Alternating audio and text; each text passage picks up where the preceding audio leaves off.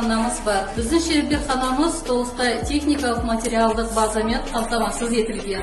Оның ішінде кәсіби тігін машинасы, кесте тігу машинасы, оверлок және де компьютерленген тігін машиналары бар. Сонымен қатар оқушыларға бүкіл жағдай жасалынған.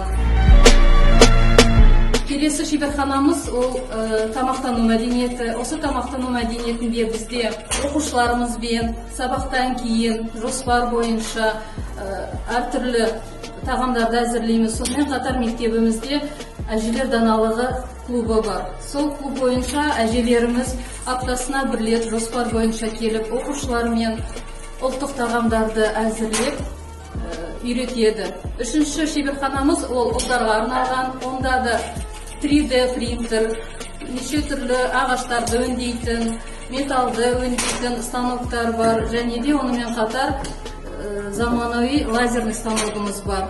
Оқушыларға және де мұғалімдерге жұмыс жасауға бүкіл жағдай жасалынған.